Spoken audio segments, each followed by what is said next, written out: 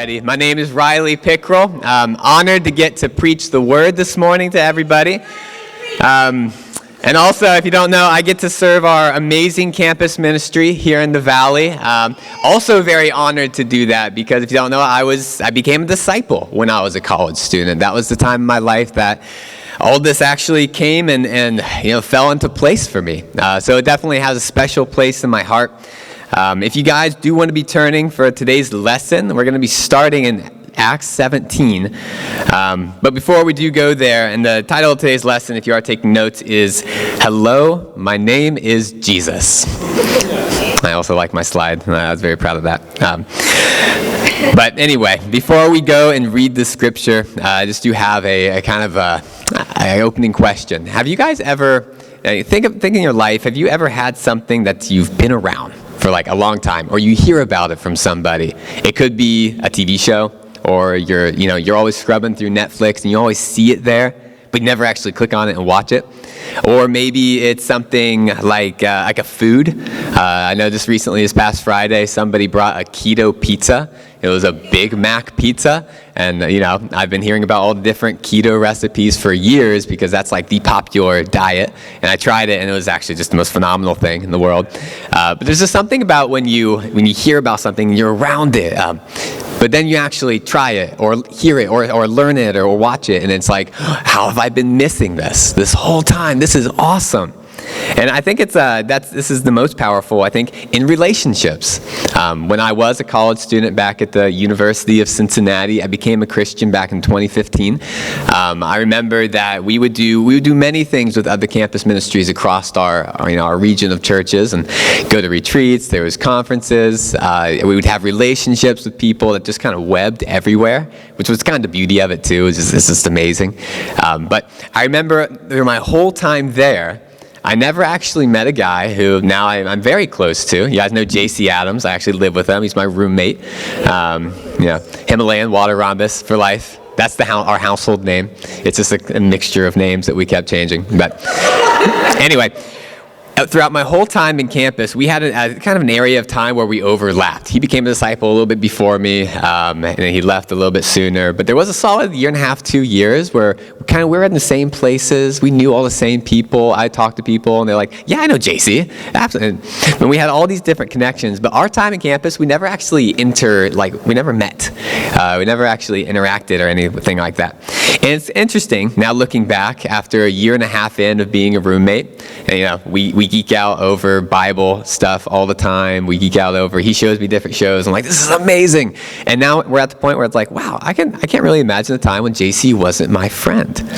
And the interesting thing is, it's kind of like that with God. God, we can be, and one interesting thing about God is never far. God is always intimately actually close. He's nearby. But he can still be nearby. He can be close. You can know of him, but never actually know him. And never, the relationship's not really there. And let's go to Acts 17. In Acts 17, we're going to find Paul, and this is right before he's going to give sort of a sermon, a lesson to a group of Greek men, the Areopagus. Also, Athens was a very, was an educational sort of mecca at the time, so you could say Paul was the first campus minister. So I was like, walking the steps of Paul.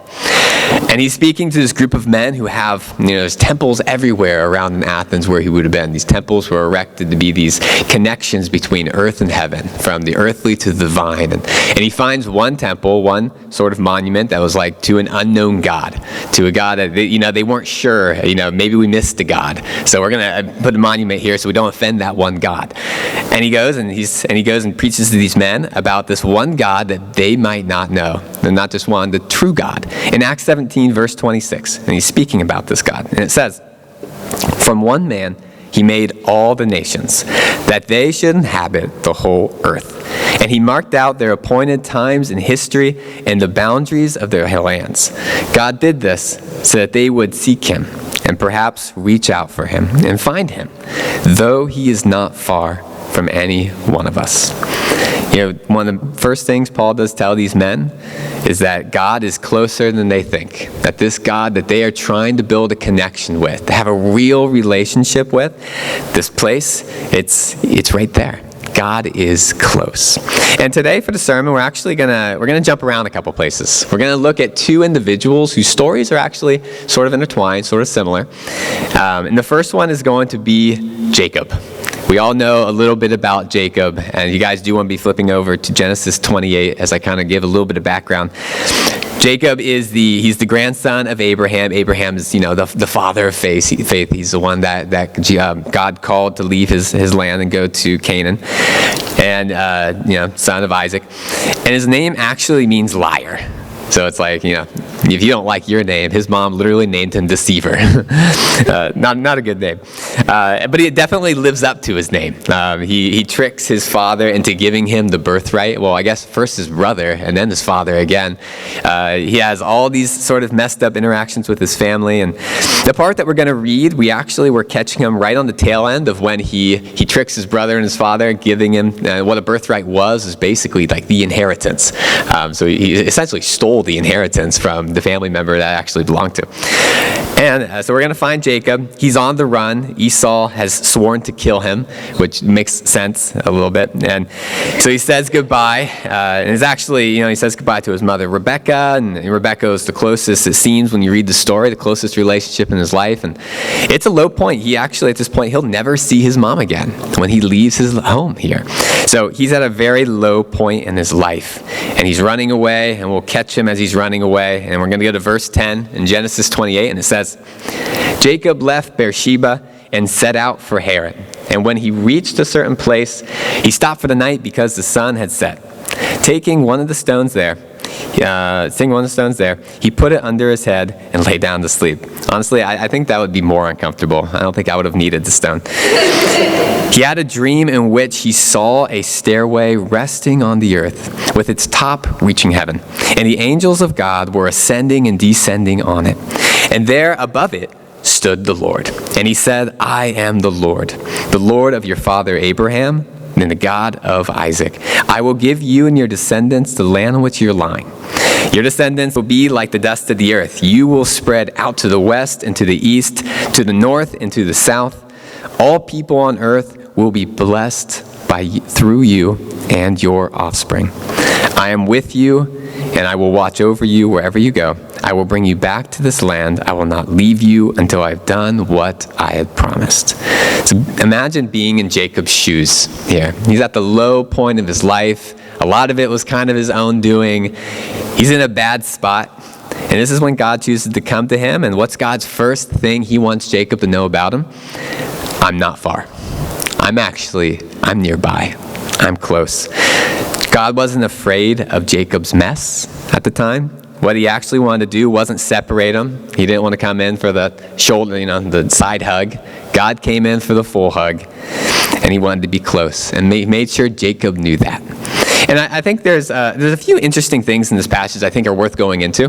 When we read that part where it says that God stood on the staircase, kind of on the Jacob's ladder sort of thing, what most Hebrew scholars will actually say about this is there's a little bit of a mistranslation, a misunderstanding. When it says God is on it, what they're really trying to get across is that God was kind of overseeing. Like imagine you're overseeing a boardroom. You're not like above the people. You're just overseeing the boardroom. When you read the language, the kind of message you get from it was that God was not on top of this stairway. He was actually right there with Jacob. He was right beside him. Think about the story with Abraham, when God takes Abraham out and kind of takes him to look at the stars, kind of this intimate moment under the stars to kind of tell him what he's going to do with him. It's kind of like this. God is coming to Jacob and wants him to know that he's not far. And then there's more. This is such an interesting passage. The stairway, this ladder part, and we get Jacob's ladder. You always hear about that. It wouldn't have been like a ladder, and it wouldn't have been even like a staircase. Like you imagine some winding staircase going into the clouds. What it actually would have been like, what would have looked like is what's called a ziggurat. I actually have a picture that we're going to put up here. And what's actually at this time where Jacob would have been traveling as he's leaving his home and going back to Laban, going back to Canaan, there would have actually been many structures like this. There would have been ziggurats, and what they were was essentially like a pyramid-like structure, and there'd be stairways. These were places of worship. They were these, just like in Athens where there's places of worship, these would have been places that people would have kind of erected to be close to God, to kind of make their way from, the earth to the divine. So what he would have probably saw was much more like this huge, massive ziggurat reaching from the earth all the way up to the clouds. And one interesting thing about ziggurats, they look really awesome on the outside and ornate and they can be ornate and beautiful and all those kind of things. But one key thing about a ziggurat is that they're almost always hollow, almost always empty. This week, students are going to be coming back for Rush Week, or not for Rush Week, for school. We're going to be doing Rush Week. They're going to be going back to school, and I think one thing about almost every first week, first few weeks of school, especially if you're a new student, you are going to have a million places that are calling for you to come and get your needs met at those. I remember when I was a college student, after getting dropped off and, it was the weekend before school started, it probably wasn't even 2 hours before my friends and me, we all went down to one of the house parties, and I had a beer in my hand. Within hours of my parents leaving, there are going to be so many things that are going to really fight to connect the students to them, whether it's relationships, academics, escapes, maybe bad teaching, a false sort of Christianity, whatever it may be. There are a million hollow solutions that the world will offer students to come. And the cool thing is, we get to be a part of, we get to intervene into that.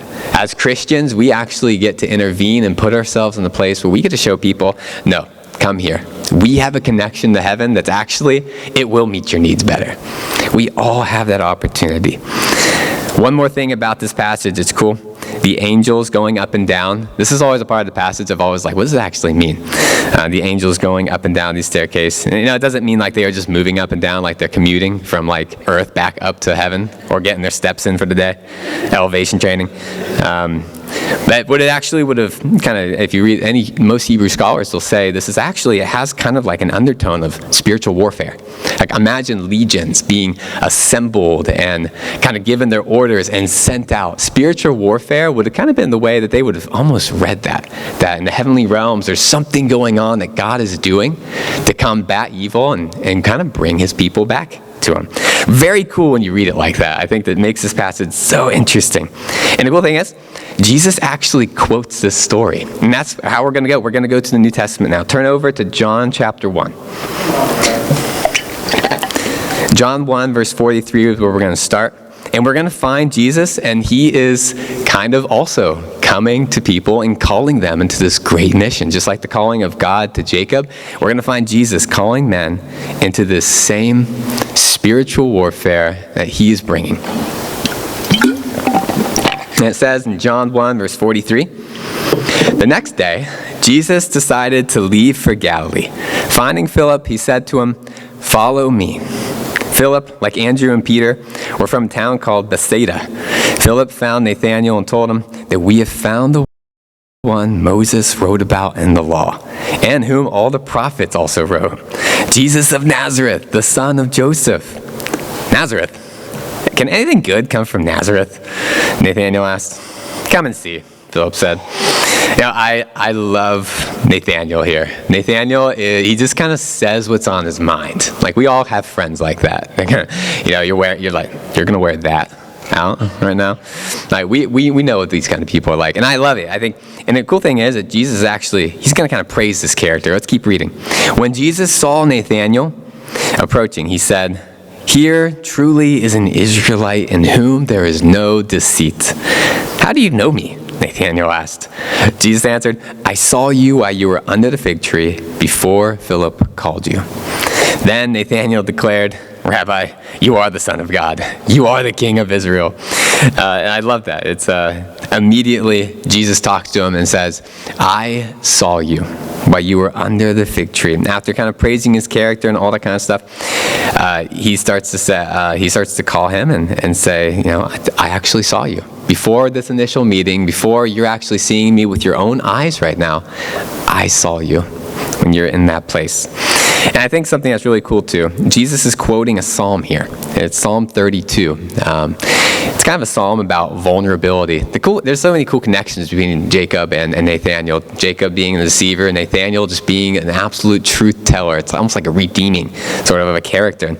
But Psalm 32, and you can imagine, Nathaniel would have known this psalm. Like he would have known it. Most young Jewish men at this time would have had huge chunks of scripture memorized. And if you were to say one, kind of like, if we quoted the song, we will rock you. Like we all kind of get that. It would have been the same for him. So you can imagine, he would have known that psalm that Jesus was quoting. And the crazy thing is, Psalm 32, verse 8, it reads, I will instruct and teach you about how you should live. I will advise you as I look you in the eye. Like this is the verse that may have been ringing in his ear or in the back of his mind as he meets God face to face. I can imagine he had chills. But let's keep going in verse 50. Jesus said, you believe because I told you I saw you under a fig tree? You will see greater things than that. And he added, very truly I tell you, you will see heaven open up and the angels of God ascending and descending on the Son of Man. Jesus is, as we all know, he's the true stairs. He's the real bridge, this connection between heaven and earth, from human to divine. He has come to be that true stairway. And I love this. There's just so many cool connections here. And the same spiritual battle, these angels ascending and descending over the Son of Man, Jesus is bringing into our lives this whole new mission. He's calling us the same thing he called Nathaniel, to intervene into the lives of people who are trying to find this. But what is our role in all this? Our role is seriously Philip's role. Hey, bro, come check this out. Come see this thing that we just found. I think we're kind of like an overpaid doorman that also owns the building and is letting people in. That's kind of our role in all of this. Philip's role with his friend, his friend has his mind blown about what God's doing and all these sorts of things. It's just, bro, come and see. Come and check this thing out that I see. It's almost laughable, I think, how much God can work through one meaningful interaction with somebody. A friendly invite, a meaningful conversation, or patiently and lovingly responding to someone if they share doubts, and kind of responding and saying the things that have impacted you, have changed you. The gospel has had this effect on many of us, and God wants to keep that going. That when we say come and see, when we have these interactions, God is doing so much more in the background that we may not know about with people. I think when it comes to evangelism and all of this, I think we can kind of overestimate our role in the process. I think that we can really, and I kind of, we can have a meocentric view. Think of, when the earth is the center of the universe. We can kind of make ourselves like that. We kind of focus in on us, the things that maybe we don't have, rather than a God-centric view. Focusing inward, earthly, not on heaven, tends to be, it's my default. It's so easy to look for me at the things I don't have. Do I have the right words? Am I going to have the right scripture? Am I going to be relatable to this person? Rather than looking up and seeing what God is doing all the while. I think a great way to kind of illustrate these two things, this like God-centric view, kind of seeing what God is doing rather than looking at me. It's kind of like, and I have a picture of something that's going to be in the background. It's kind of like two different arcade games. Like we all know the sight of an arcade. Growing up, we had an arcade in my hometown. I remember walking by it, and it was like, we have to go in. You see all the lights and all the blinking things going around everywhere. Which now, as an adult, I kind of know that like they're designed to get children in there. Like the way the lights and all the noises, I think is very interesting. But I think sometimes this me-centric view in our role to evangelize the world, it can kind of be like a crane machine. The crane machine mentality. The crane machine is, the claw. You have the claw that goes down and picks up the toy and everything like that. There's a certain amount of skill in this game. I think that, like my little brother growing up, he could get it every time. He could play this game and get a prize each time. He had the depth perception and the skill and the hand-eye coordination, all that kind of stuff. Sometimes I think we can think about evangelism kind of being like that. Like we got to have kind of those skills, the right words, the right connection there, and all that kind of stuff, rather than a coin pusher. Now, I have another picture up here. If you guys ever remember this arcade game, it's essentially this table full of coins. There was an edge, and the goal was to push the coins off the edge. And you would drop a coin in, and that was all you did. You just dropped the coin in, and this little thing would push more and more coins into the little thing, or over the edge. And some people may be thinking about this game with the frustration. You're like, oh, it's right there. Oh, if I just drop in one more. And I think evangelism, honestly, it's a little bit more like that. There's coins, there's people lined up just waiting for someone to say, come and see. Like they're just waiting for someone to ask them what they think about God. Because the truth is, we don't know what's going on in the background of someone's life. They might be having a time where like, man, I just really want to learn this. I wish somebody would teach me this. It's kind of like that. There's just people just waiting. And the cool thing is like once one of those little coin drops, the effect of it is you get many. I kind of think of when a single kernel falls onto the ground. It becomes many things. When a single kernel dies, the effect it multiplies. It has an effect way beyond one person coming to God. Not just affects them, but it affects their families, it affects their friends, it affects their teammates, their students around them. It has a multiplication effect. And I think the same thing too, I think just be real.